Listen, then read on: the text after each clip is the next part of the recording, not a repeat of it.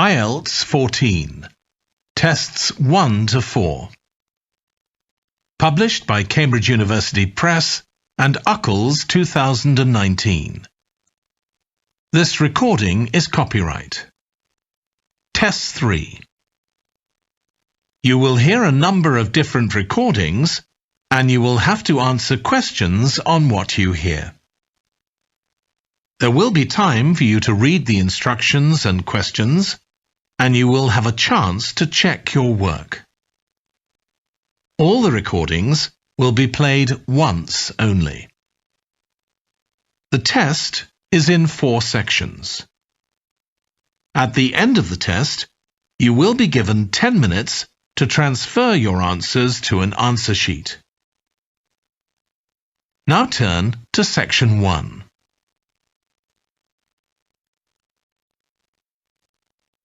Section 1.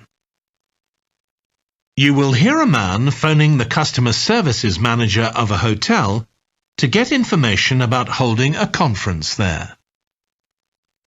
First, you have some time to look at questions 1 to 5.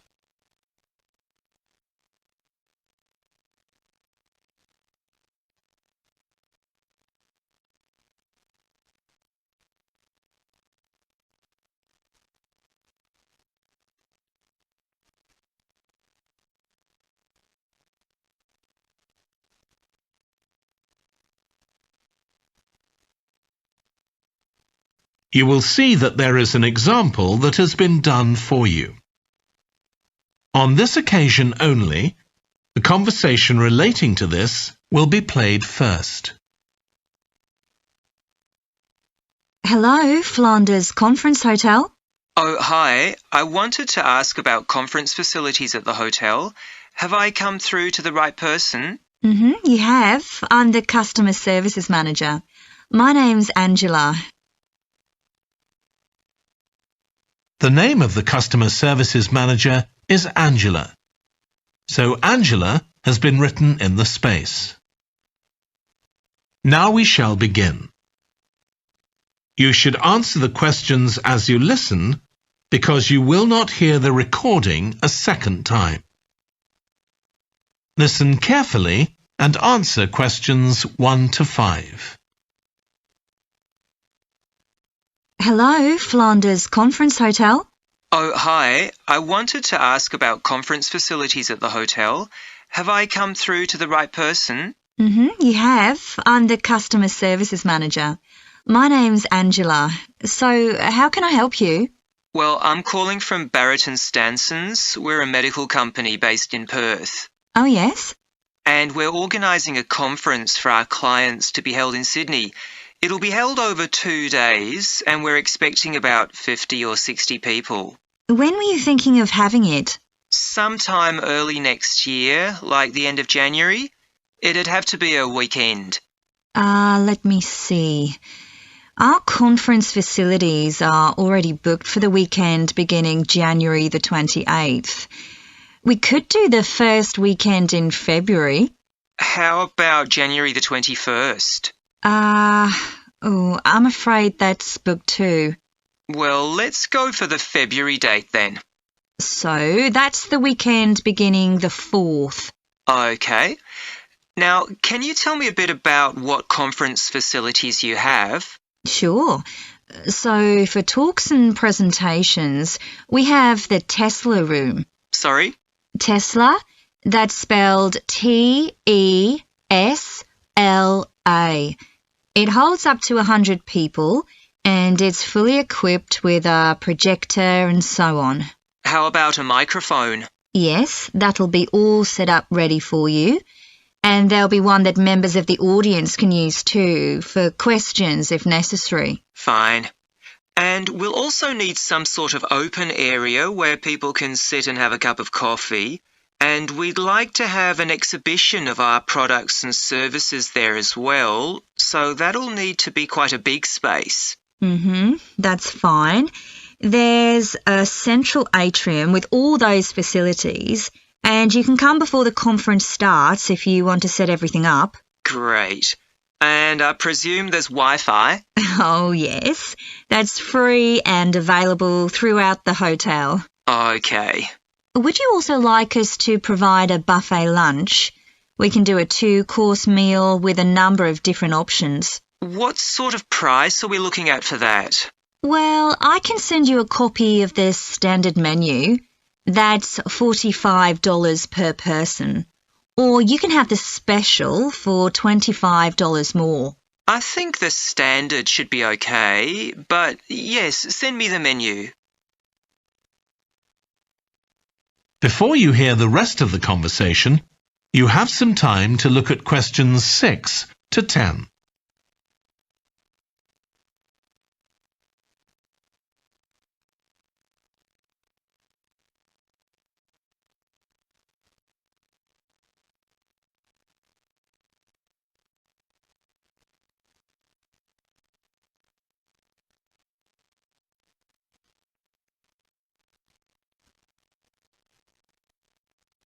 Now listen and answer questions 6 to 10.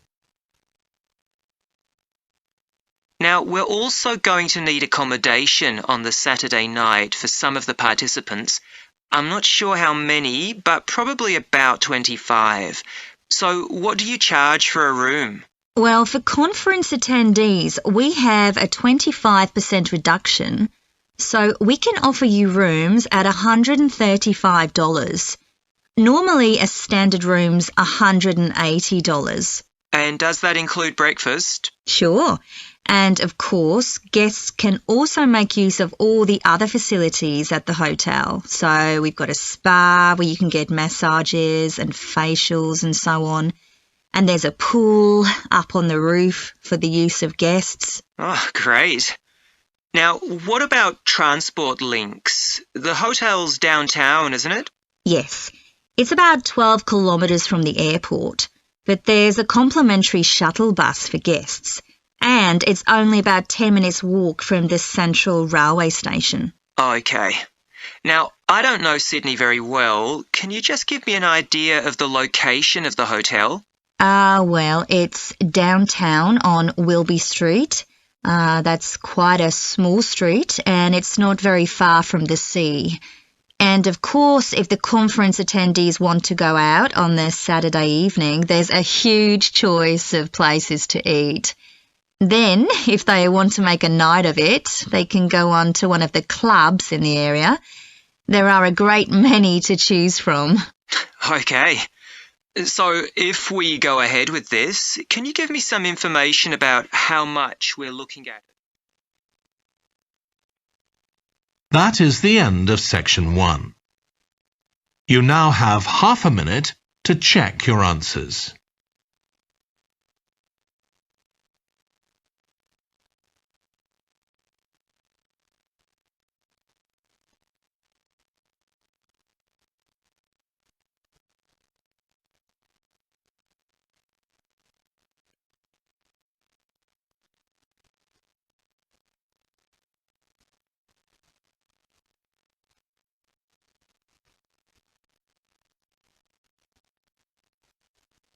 Now turn to section 2.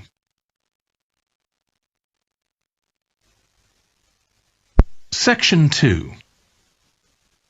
You will hear a woman talking to a group of college students about volunteering to help other people. First, you have some time to look at questions 11 to 14.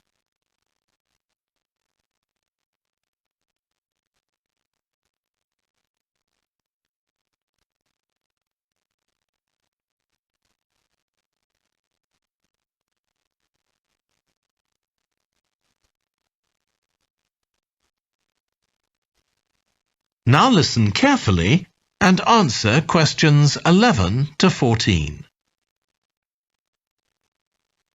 Good morning. My name's Lucy Crittenden, and I'm the Director of Operations for an organisation that arranges volunteering in this part of the country. I'm hoping I can persuade one or two of you to become volunteers yourselves. Let me start by briefly explaining what we mean by volunteering. Volunteers are teenagers and adults who choose to spend some time unpaid helping other people in some way.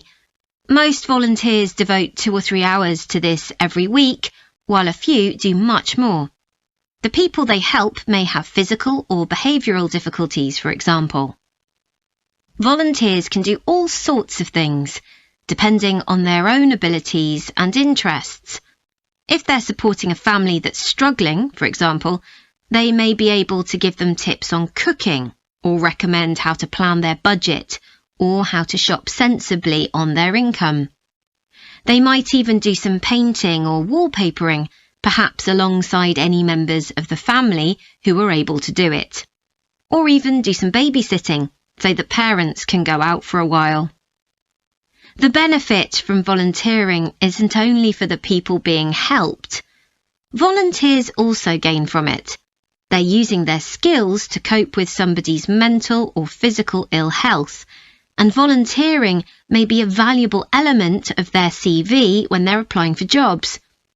Employers usually look favourably on someone who's given up time to help others.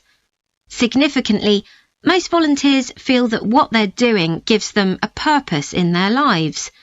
And in my opinion, they're lucky in that respect, as many people don't have that feeling.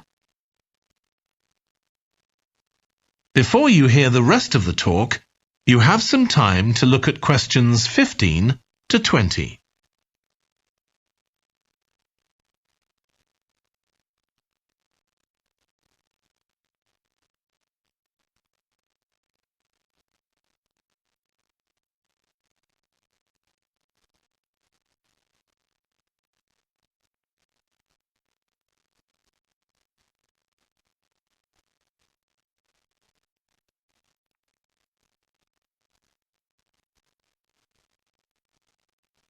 Now listen and answer questions 15 to 20. Now I'd like to tell you what some of our volunteers have said about what they do, to give you an idea of the range of ways in which they can help people. Habib supports an elderly lady who's beginning to show signs of dementia. Once a week they, along with other elderly people, go to the local community centre where a group of people come in and sing. The songs take the listeners back to their youth, and for a little while they can forget the difficulties that they face now. Our volunteer Consuela is an amazing woman. She has difficulty walking herself, but she doesn't let that stop her. She helps a couple of people with similar difficulties who had almost stopped walking altogether. By using herself as an example, Consuela encourages them to walk more and more. Min visits a young man who lives alone and can't leave his home on his own, so he hardly ever saw anyone. But together they go out to the cinema or to see friends the young man hadn't been able to visit for a long time. Tanya visits an elderly woman once a week. When the woman found out that Tanya is a professional dressmaker, she got interested. Tanya showed her some soft toys she'd made, and the woman decided to try it herself. And now she really enjoys it and spends hours making toys. They're not perhaps up to Tanya's standard yet, but she gains a lot of pleasure from doing it. Alexi is a volunteer with a family that faces a number of difficulties. By calmly talking over possible solutions with family members, he's helping them to realise that they aren't helpless and that they can do something themselves to improve their situation. This has been great for their self-esteem. And the last volunteer I'll mention, though there are plenty more, is Juba. She volunteers with a teenage girl with learning difficulties who wasn't very good at talking to other people. Juba's worked very patiently with her, and now the girl is far better at expressing herself and at understanding other people. OK, I hope that's given you an idea of what volunteering is all about. Now I'd like to talk to you about...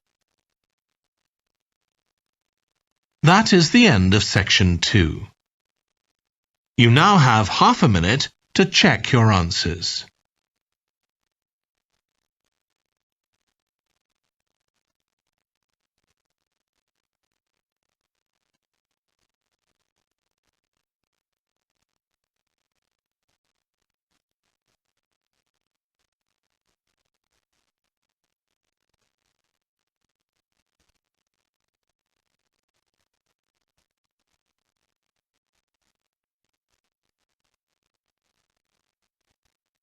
Now turn to Section 3.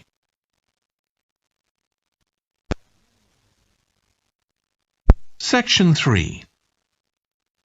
You will hear a trainee music teacher called Joe talking to his supervisor about the school marching band that he has been given responsibility for. First, you have some time to look at questions 21 to 26.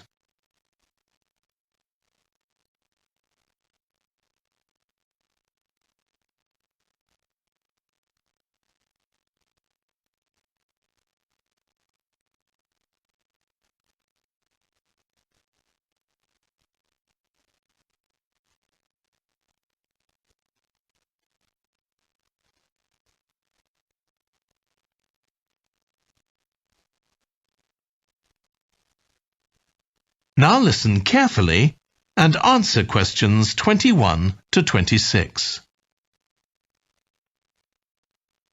So, how are you getting on with your teaching practice at the high school, Joe?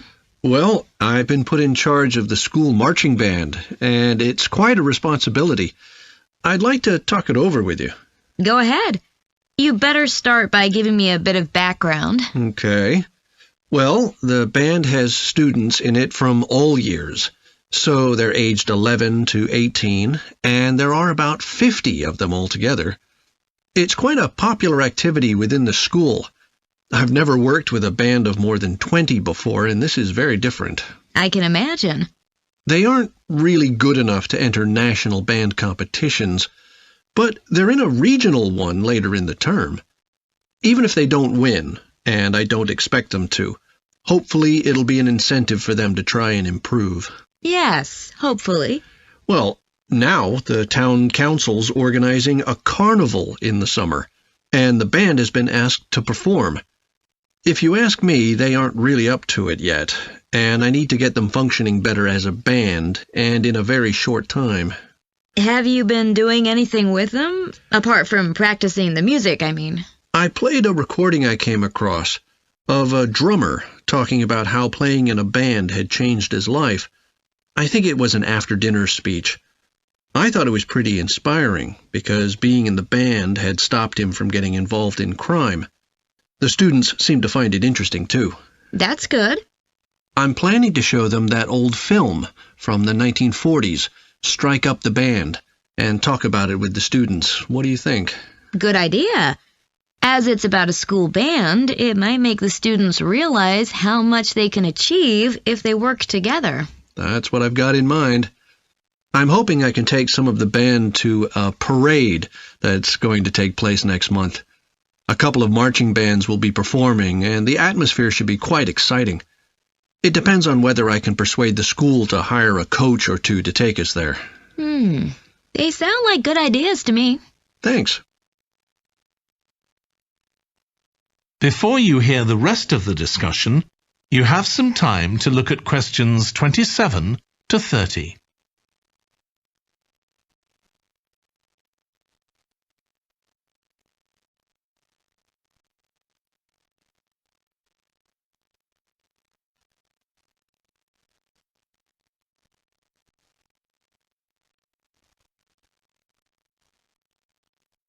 Now listen and answer questions 27 to 30. Can I tell you about a few people in the band who I'm finding it quite difficult to cope with? I'm sure you'll have some ideas about what I can do. Go ahead. There's a flautist who says she loves playing in the band. We rehearse twice a week after school, but she's hardly ever there. Then she looks for me the next day and gives me a very plausible reason. She says she had to help her mother, or she's been ill, but to be honest, I don't believe her. Oh dear. Any more students with difficulties? Plenty. There's a trumpeter who thinks she's the best musician in the band, though she certainly isn't. She's always saying what she thinks other people should do, which makes my job pretty difficult. She sounds a bit of a nightmare. You can say that again. One of the trombonists has got an impressive sense of rhythm and could be an excellent musician, except that he has breathing difficulties, and he doesn't really have enough breath for the trombone. He'd be much better off playing percussion, for instance, but he refuses to give up, so he ends up only playing half the notes. I suppose you have to admire his determination. Maybe. One of the percussionists isn't too bad, but he never seems to interact with other people, and he always rushes off as soon as the rehearsal ends. I don't know if there are family reasons or what, but it isn't good in a band, where people really need to feel they're part of a group. There are others too, but at least that gives you an idea of what I'm up against. Do you have any thoughts about what I can do, Lizzie? That is the end of section 3. You now have half a minute to check your answers.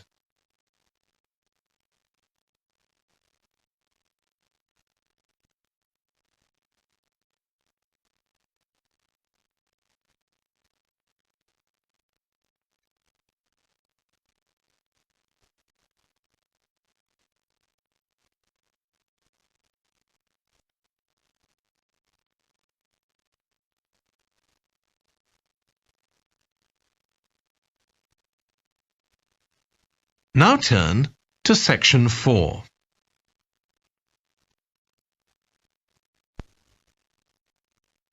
Section 4. You will hear a British University lecturer in music talking about concerts in an arts festival. First, you have some time to look at questions 31 to 40.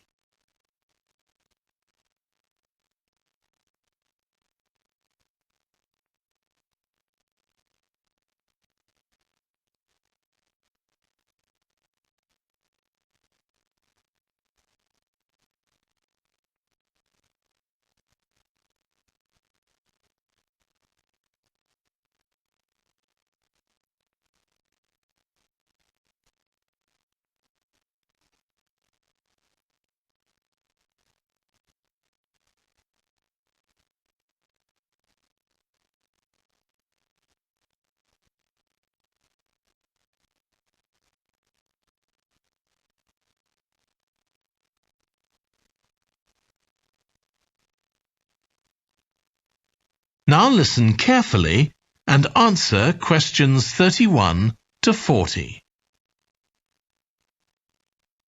As you all know, the university is planning an arts festival for later this year, and here in the music department we've planned 3 concerts.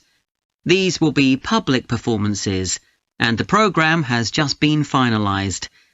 The theme of the festival is links between the UK and Australia, and this is reflected in the music. Each concert will feature both British and Australian composers. I'll tell you briefly about the Australian music, as you probably won't be familiar with that.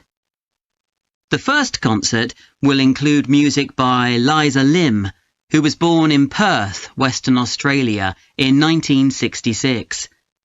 As a child, Lim originally learned to play the piano, like so many children, and also the violin. But when she was 11, her teachers encouraged her to start composing. She found this was her real strength, and she studied and later taught composition, both in Australia and in other countries. As a composer, she has received commissions from numerous orchestras, other performers, and festivals in several countries. Liza Lim's compositions are vibrant and full of energy, and she often explores Asian and Australian Aboriginal cultural sources, including the native instrument, the didgeridoo. This is featured in a work called The Compass. Her music is very expressive, so although it is complex, it has the power of connecting with audiences and performers alike. In the festival, we're going to give a semi-staged performance of the Oresteia. This is an opera in 7 parts, based on the trilogy of ancient Greek tragedies by Aeschylus. Lim composed this when she was in her mid-20s, and she also wrote the text, along with Barry Kosky. It's performed by 6 singers, a dancer, and an orchestra that, as well as standard orchestral instruments, includes electric guitar and a traditional Turkish stringed instrument. Lim wrote that because the stories in the tragedies are not easy to tell. The sounds she creates are also disturbing, and they include breathing, sobbing, laughing, and whistling. The work lasts around 75 minutes, and the rest of the concert will consist of orchestral works by the British composers Ralph Vaughan Williams and Frederick Delius.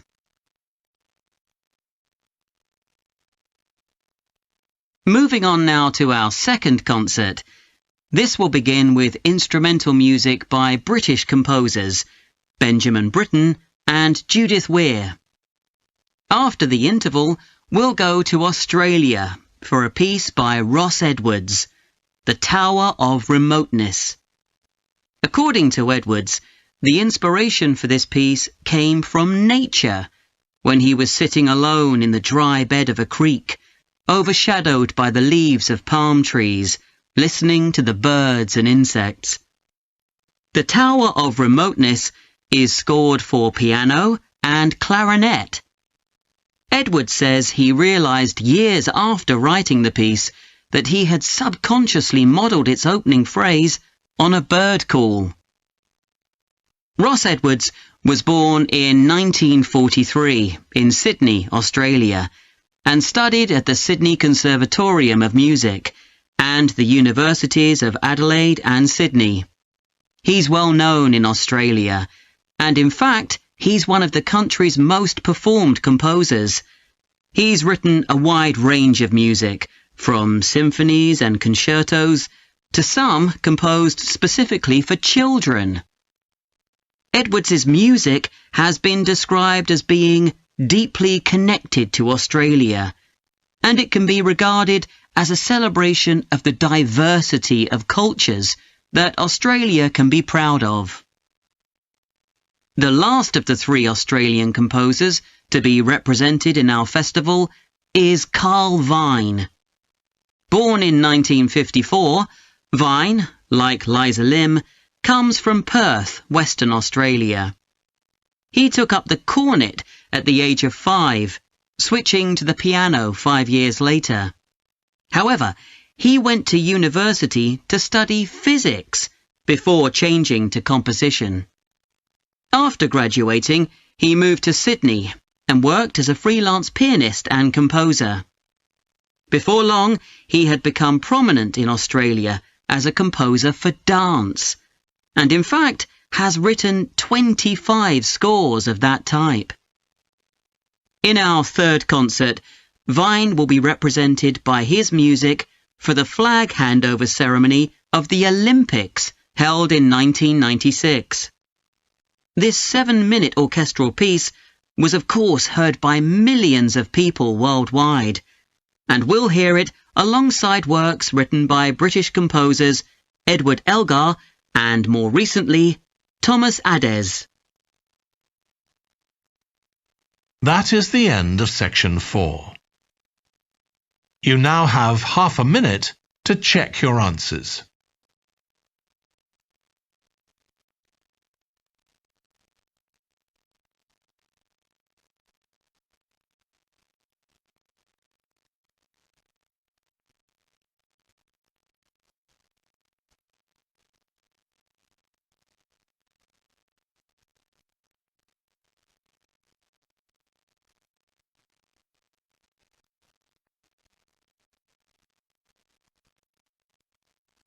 That is the end of the listening test.